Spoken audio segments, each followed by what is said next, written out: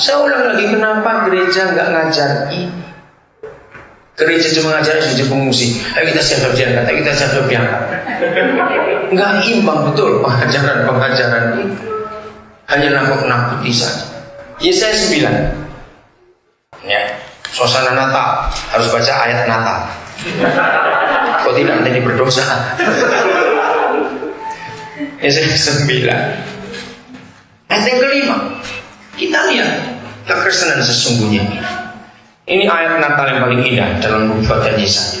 Sebab seorang anak telah lahir untuk kita, seorang putra telah diberikan untuk kita. Jadi meningkat. Seorang anak, itulah bayi Yesus. Dia diberikan untuk kita. Tapi dia nggak bayi terus. Maka itu sangat jahat kalau gereja Natal pasti ada gambar Yesus masih bayi. Itu penghinaan, serius menghina. Awas kalau di rumah-rumah sudah masih punya patung, punya gambar Yesus masih bayi, awas. Apalagi gambar Yesus digendong bayi montok yang gemesin, itu lebih kurang ajar lagi. Itu penghinaan. Nah, setan senang karena membodohi gereja. Yesusnya nggak pernah jadi Yesus yang dewasa. Yesus anak-anak terus.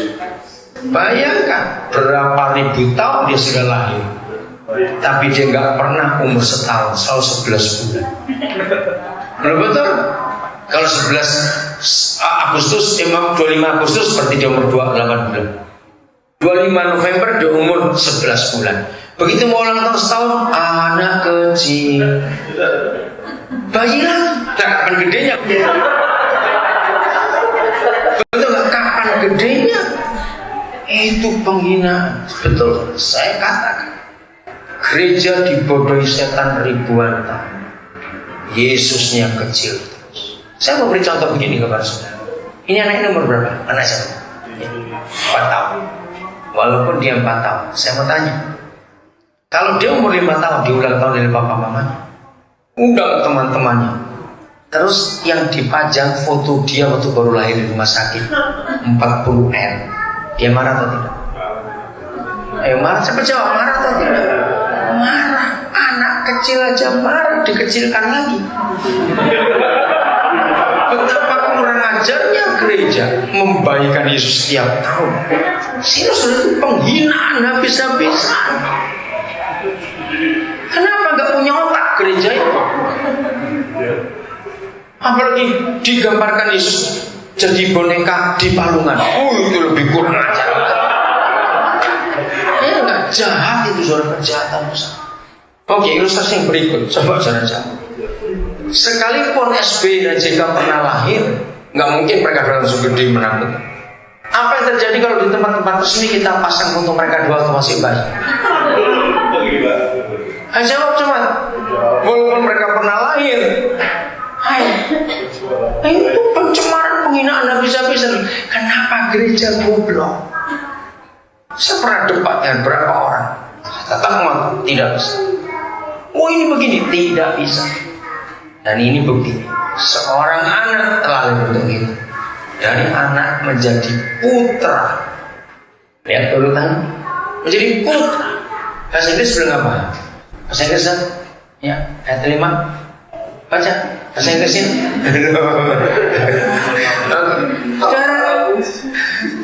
Jadi kita jangan ngaco dalam hidup ini. Yesus itu sudah dewasa. Amin. Bahkan fase ketiga yang dasar. Bunyi apa? Ayo, bunyinya apa? Ayat 5 ini.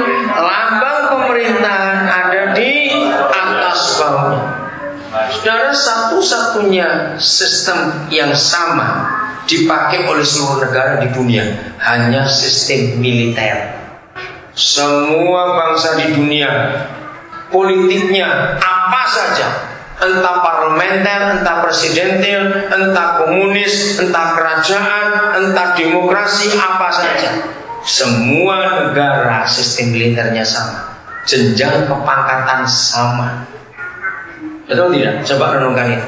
Apa saja beda, hanya militer yang tidak, semuanya sama. Nah, kalau ribuan tahun yang lalu sudah dikatakan lambang pemerintah di atas bawah. Ini sistem militer. Tentara, polisi, atau apa saja angkatan bersenjata, selama tanda-tanda pangkat masih di lengan, segede-gede apapun juga, nggak punya arti banyak.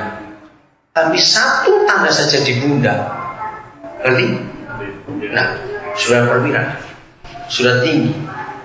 Nah, bayangkan 3 fase ini dari anak ya menjadi putra, menjadi pemegang pemerintahan, sudah dewasa. Menghina sekali kita mengecilkan dia lagi. Sampai di mana Yesus buat kita? Kalau akhirnya soal lambang pemerintah, ya memang dia akan memerintah di bumi ini sebagai raja sekarang. Nah, yang mengherankan adalah kalimat berikut.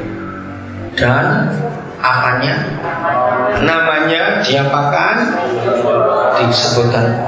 Berarti Papa di surga atau orang-orang yang memberi Yesus nama-nama ini. Nah, itu yang saya katakan. Saya masih ingat Natal 94 saya bertobat karena baru tahu rahasia ini. Selama itu saya beranggapan Papa yang memberi nama Tuhan kita dengan 5 nama. Kalau Inggrisnya 5. Wonderful, Counselor, Prince of Peace, Almighty God, Everlasting Father. Itu 5. Tapi Indonesia jadi 4, penasihat ajaib jadi 1. Oke, kita ikuti saja. Ayo kita renungkan.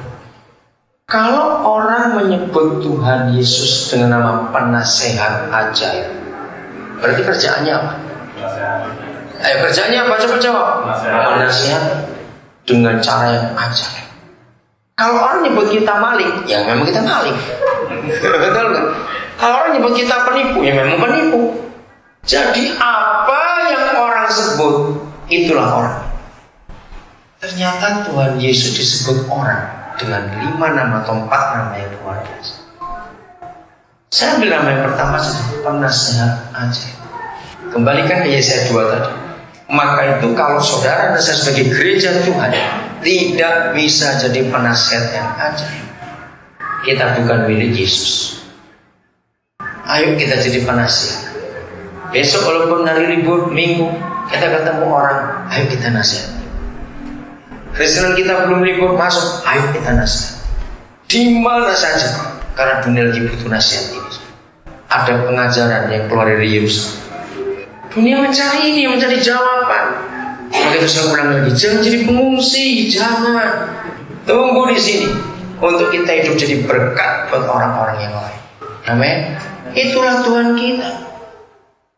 Dan ini yang ditunggu oleh dunia. Seperti inilah keadaannya yang sesungguhnya dunia kita sekarang. Ayat yang terakhir, supaya kita makin yakin, makin teguh bahwa Yesus itu akan memberkati bumi lewat bersama dengan kita untuk dia memerintah sebagai raja sampai selama-lamanya. Daniel pasal 11 ayat yang mulai 31. Nah, jangan diterjemahkan ini antikris, bukan. 11 mulai 31 sampai 35. Bapak, jamah hati kami semua supaya pada masa krisis global ini kami gak takut, tapi kami bangkit untuk jadi berkat. Dan kami tampil sebagai jawaban bagi dunia ini. Tentaranya akan muncul. Ini tentara dunia ini. Kekuatan setan begitu mengerikan. Tentaranya akan muncul.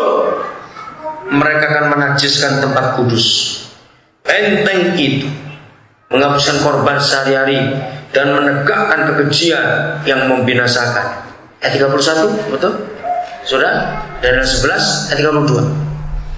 Dan orang-orang yang berlaku fasik terhadap perjanjian, lihat P-nya udah besar, itulah perjanjian firman Tuhan. Karena firman Tuhan itu perjanjian lama dan perjanjian baru sebagai covenant, testament. Saya ulangi 32. Dan orang-orang yang berlaku fasik terhadap firman Tuhan dan perjanjian akan dibujuknya sampai murtad, ngeri sekali, dengan kata-kata licin